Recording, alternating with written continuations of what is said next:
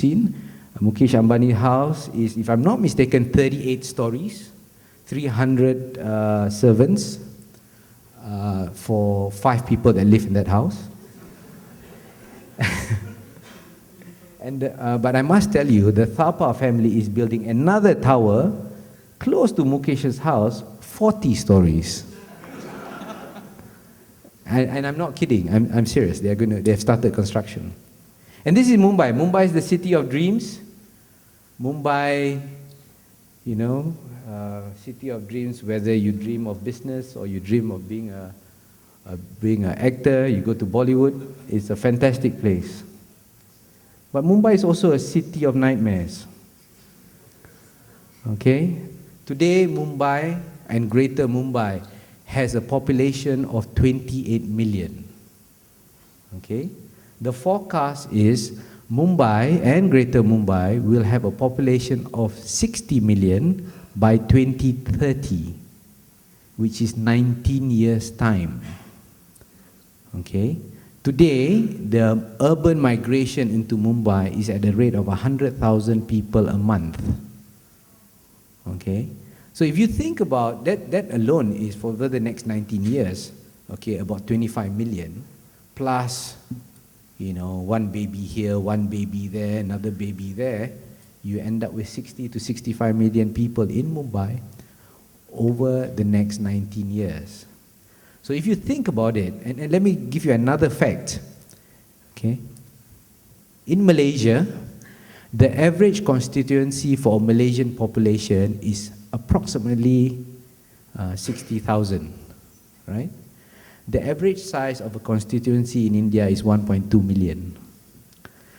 So that shows you the size. I'm just trying to, if you don't get it yet, the size is big. So in India, in Mumbai, for example, urbanization is a big thing, okay? And with urbanization, there's need for housing, there's need for roads, transport, sewage systems, you name it, okay? And I sat on a panel 3 months ago with the chief minister and a few Indian politicians and so on. I don't think they have an idea how to do this. They have absolutely no idea how to cater for this growing demand. Congestion. There is a total of 6.5 million commuters on train a day. Okay, so 6.5 million come in, 6.5 million go out. There's 13 million passengers a day on trains. Okay. And if you look at it, there's approximately only 83 local trains that make 2,424 trips a day. I doubt if our KTM commuter makes that many trips a day.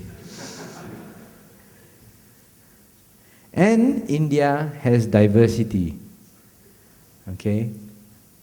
I apologize if I offend anyone, but in India there is a very strong caste system. Okay? And this is serious caste system. Let me tell you what goes on in my office in India. The driver for the president of Scomi, India, is the person from the highest caste among drivers. I'm not kidding. Okay? This is a real thing. Because he is the driver of the boss. Then the driver of the deputy boss is the next level down. The manager is the next level down. And the pool driver is the lowest caste. And this makes it very difficult when you're trying to implement an appraisal system based on merit, because the caste system comes into play. So these are the small peculiarities. So diversity in culture in India is a big thing. Diversity in language in India is a big thing. Okay, there are core languages. In Mumbai, for example, a lot of people speak Hindi, right? But the official language for Mumbai, which is the state of Maharashtra, is Marathi. Okay, so language is a problem. But lucky for people that do business, a lot of people speak English, so that helps a little bit. So diversity in India is big. Then, of course, regulations. This, of course, is a picture of this beautiful monorail track here that we are building together with our partners. This is our depot. So that's the depot, and that's the monorail track. If you notice in this picture, there is a very beautiful black color creek, which is absolutely polluted. Do you notice that one? Our project was delayed for 14 months because we couldn't get the environmental department's approval to build across the creek. They are concerned that we may damage the creek. No, I'm not kidding. This is true. Okay? 14 months delay because they couldn't get an approval. This is a creek. I stood here, I could smell the creek. Okay? And it took them 14 months to give approval. I mean, for us as a contractor, it's great. VO, right? But this shows the inefficiencies within the system, okay, that slows things down, that causes a lot of problems in trying to execute projects in India. Apart from that, of course, India, you know, the problem with Malaysians, yeah, we maybe for us as a company, as Scomi, we operate in many markets, so we're familiar with tax rules here, there, and the other. But for a lot of Malaysian companies, we make the assumption that because India was an ex-Commonwealth state, it has the standard UK type tax codes and so on. No, it doesn't work that way. India is very complicated as far as taxation is concerned. You've got the state tax, the federal taxes, you've got the municipality taxes, you've got VAT. There's a whole bunch of taxes that you have to handle. Okay, tax is a big issue. Then there's of course non-uniformity of legislation between state, federal, different legislation at different levels. For example, I was telling you about the creek. Okay, that creek is a federal regulation. Okay, you cannot. Environmental matters are all federal regulation. In India, you cannot cut trees. You need to get permission from the state to cut trees. Okay, so you may have a situation where the federal allows you to go through a certain alignment for your track, but there's a tree and the state refuses you to allow to cut the tree. Okay, so these are the inconsistency in terms of the regulation. It's not managed by one entity. Talent. Can you believe it? 1.3 billion people, not enough talent in the country. Don't talk about talent at the management level. You talk about laborers. They are short of laborers. Last year, for 3 months, there was almost a standstill at all, or 80% of the work sites in Mumbai, because they didn't have laborers, construction laborers. Okay, and can you imagine? I'm trying to explain to my board, they don't have enough workers, and people think I'm kidding. Banking, India has a very established, very large banking system. India has in excess of $1 trillion, in savings in its banking system. Okay, it's a large banking system. They have in excess of 80,000 branches. I guess to cater for that sort of a population, even then, their banking network is not very established yet. Very liberal court system, but very slow. Very, very slow. What else do we have? And very tight foreign exchange rules. This is one that we need to be very, very careful. Most countries, most BRIC countries, China, Brazil, India, they have very tight forex rules in their market. And a very high inflation. The inflation for India for the first 11 months of this year was at 9.7% or something like that. It's a very high inflation rate in the market. And this, of course, is the best part. The central government is absolutely weak. They've got no control over the state, and the state government, which is generally dominated by the opposition, controls everything. But the state government's got no money. makes it very, very interesting. So what works?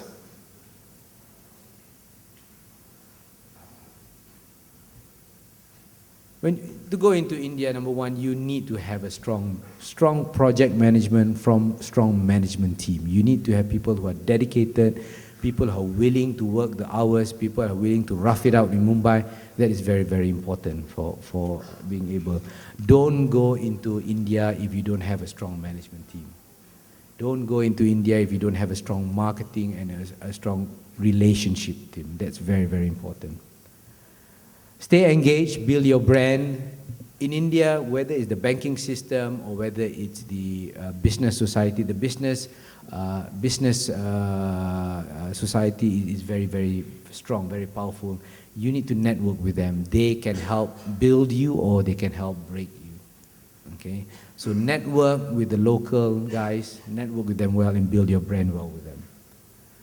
Localize your management team as fast as you can. Okay, they're very, very intelligent Indian people, but you need to make sure that, you know, they're aligned to your thought and the way you do things. Okay, they can go off on a tangent and you won't be able to control them. So localize as fast as you can. Forge alliances. The more partnerships, the more alliances, the more relationships you have in the market, it'll help you execute better. It also will help you learn more about things in India faster. Yeah? And finally, build on the Malaysia-India relationship. Okay? The Indian government and the Indian community as a whole view Malaysia very, very positively. They view China with suspicion. Not very many ASEAN countries are viewed positively, like India, like Malaysia. Malaysians have very good reputation. Some of the construction companies like IJM has done extremely well. They've built a very strong brand in India. So build on that. You know, going in as a Malaysian company is a big plus. Yeah. That's it, guys.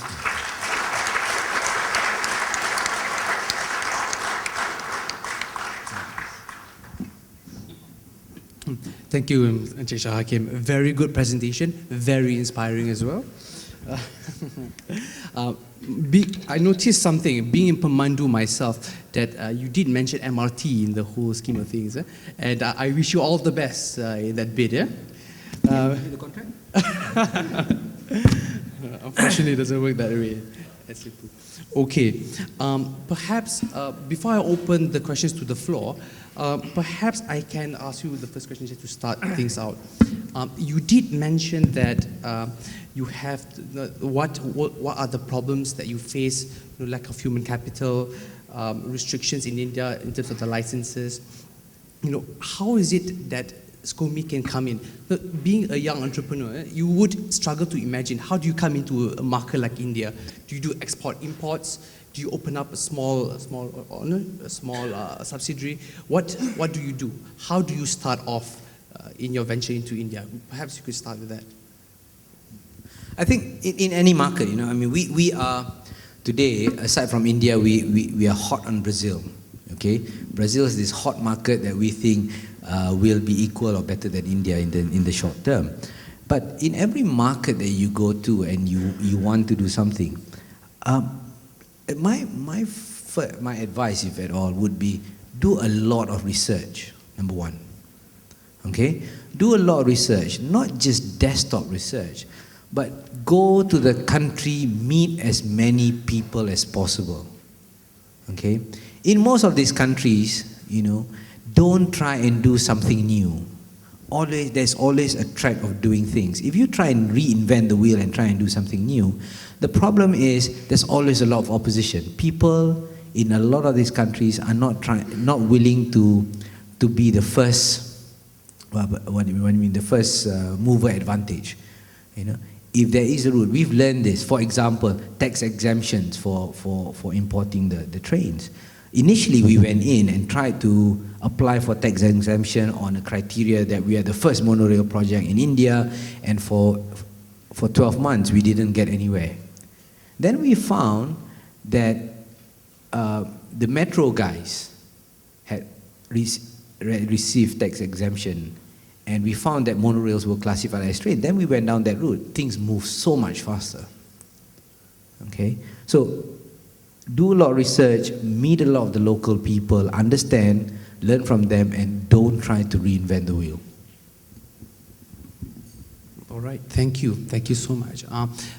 Could I open the floor to again? The procedure is there are microphones on each side, so please do come up with your questions. Be brief and concise, and thank you. My question is, what is your comment on our delayed monorail system in Putrajaya?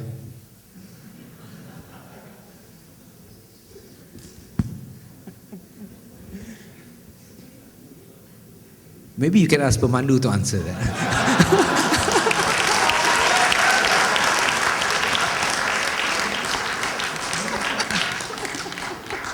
Excuse me. We as a company will be ready tomorrow to serve Pemandu.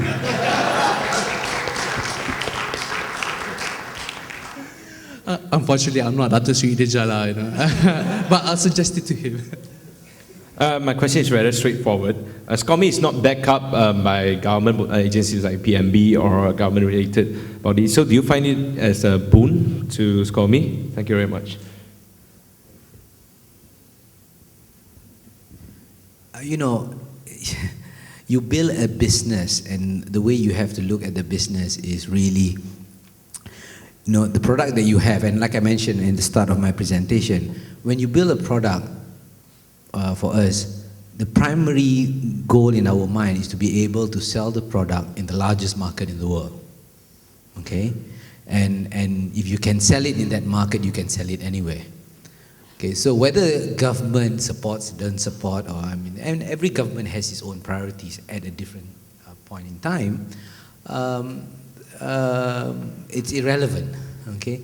You just need to make sure that the product is of good quality, and whenever the government is ready, they will buy your products and services from you. Thank you, sir, for that wonderful speech. I was wondering, like, you have said that India, Indonesia are the big market out there right now, but we do understand there is a next generation of growth in the transport system that is taking place, especially in Bangladesh, Dhaka. Well, in Dhaka, it's a population, the Bangladesh population 170 million, and Dhaka itself has 15 million people living in that small city, which is the second largest populated city in the world. So why doesn't your company try to go into Dhaka, where there is more populace and it's a small country, and I believe that government is more friendlier into innovative thinking in the international perspectives. So isn't it better way that you can go into other Indian subcontinental country than just, you know, exaggerate in the Indian continent? Thank you, sir. Are you Bangladeshi? Exactly. Huh? Anyway, actually we spent some time in Bangladesh promoting the product over the years.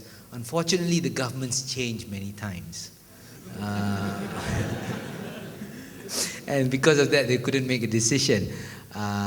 We have recently made a presentation to the Prime Minister, who's very, very keen. She's very, very keen. So we'll see what happens.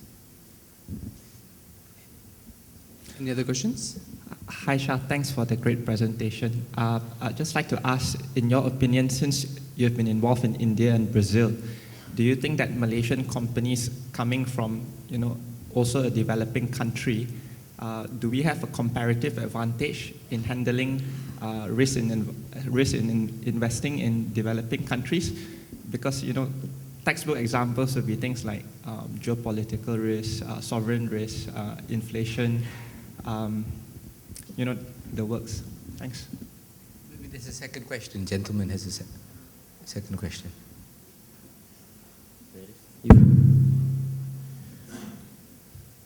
Nadir Ahmed Muhammad Al-Faki, UBM, PhD.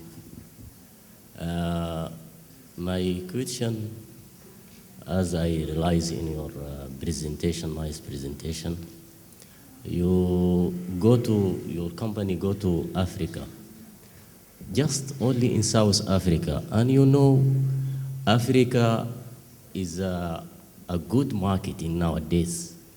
I need many work there. So my question, did you make study as a researcher that you can promote your productions for example, in Sudan, Libya, like this? That's my question. Maybe you can get another question. Please, go ahead. Assalamualaikum. As Scomi grows bigger, as an organization gets larger, there can be a tendency for the institution to dampen the inspiration. How do you keep this from happening? And also, that's my first question. My second question is, you talked about creative thinking within your organization. How do you encourage that? Thank you.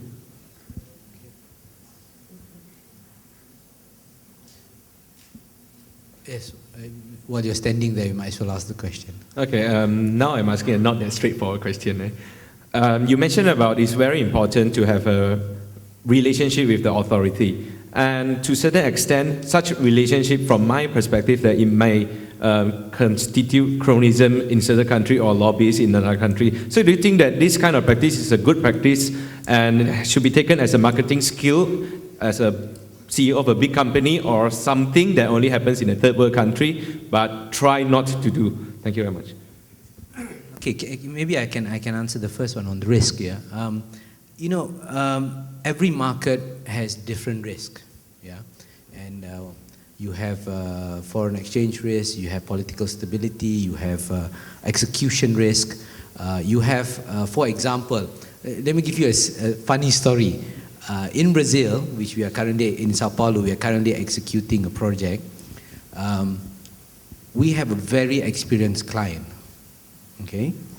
And in another city, Manaus, which we are also going to execute a project, there is actually no metro organization, okay? So there, in that already lies the execution risk, because decision-making process is going to be slower. But even though in Sao Paulo we have a very experienced customer, after many months working with them, suddenly we've come to a sort of a standstill. They have found that the alignment that they are building for the train passes a cemetery. And in most countries, passing a cemetery is not a problem, because you either move the cemetery or build over the cemetery. But unfortunately, Ayrton Senna is buried in that cemetery. And it's a big tourist attraction. So nobody, whether it's the locals, the government, is going to allow you to build near or across that cemetery, because Ayrton Senna is in there. So the point I'm trying to make is that no matter how experienced your client is, there is this execution risk in every market. So you can't eliminate the risk. The main thing is to make sure that you list down all the risks that you have, that you will potentially have in a project in a country, and continuously on an ongoing basis. Yeah? And this is something that people don't do well enough. On an ongoing basis, and when I mean ongoing, monthly, okay, make sure that you're tracking that risk. Okay, how are you doing with hedging? How are you doing with inflation movements, exchange rate movements, so on and so on and so forth. So risk management is very important. Africa, my dear brother, is the continent of the future. Unfortunately, as a company, we only have so much resources, and we have to prioritize accordingly. We are active in Nigeria. We do a roaring business in Nigeria today. And a little bit in Egypt and Sudan, and that's about as far as we can go. But hopefully in the future we will spend more time. In large organizations, how do you continue to innovate? That is a challenge, because the problem with organizations, as they move along, they become very bureaucratic. They become larger, they become slower, they become something like, the old saying, you become an IBM, right? So what we do is very different. What we do is, when we feel, there are two things that we do, yeah? First of all, when we feel that the division or whatever is too big, we try and break it down and make it smaller and split it up so that the nucleus team stays small. Okay? We've got 4,000 odd employees over multi-countries. The reason we get to innovate with new products is because we get people, we break it down, and in the country, We don't have a situation where one product across the world. We have products that are generic and there are products that are tailored for the market. So it's broken down to innovation at that level, and it's something that you have to be very active on. That's number one. Number two, to continue innovating, of course, you need to have a high-level push. I am very interested in how a monorail works. I'm very interested in improving the motor. I'm very interested in building a new chassis, a new drivetrain, and so on and so on. So I take great interest. Because I take great interest, my team is forced to take great interest. And of course, along the way, I hire a very good engineer from Proton. I hire a good engineer from Petronas, you know. And of course, Proton is very happy to let go their engineers to me. Because, you know, my friend, Dato' Syed Zainal, will call me every time I hire one of his people. And of course, creative thinking is very important. I mean, as a society and as a country, that's where we don't do well. Okay? We just don't do it well. You compare against India, the Indians, you know, the first thing, one Indian entrepreneur said to me once in a session, he said, you know, in Malaysia, when somebody comes out with an idea, the first thing he does, IT or whatever, he runs to government and sells his concept to the government with the hope of getting support. Okay? The example in India, the first thing somebody comes up with an idea is market it to the masses. Okay? And that gives you a larger perspective and you're more creative in the way you think about how to service the market. Marketing, building relationship. You know, I think when you build an organization and when you try and market a product, marketing products, especially at the high level products and services that you market, or any product for that matter, there are three areas that you need to focus on, okay, in marketing. First, you need to market to the customer, okay? Number two, you need to market to the partners and the suppliers, okay? Number three, you need to market your products and services to the influencers, okay? When I say influencers, for example, today in India, my customer is MMRDA, Mumbai Metropolitan Development Authority. Okay, that's my customer, so I market to them. But I must make sure I also market my products and services to the local MPs. Because if I don't get their buy-in and their support, I cannot get right of way on their land or on their constituency. And if I don't market to my partners to make sure that my partners and the business community pushes the need for public transportation, it may not move as fast. So marketing to the influencers, these three levels of influencers, is very important.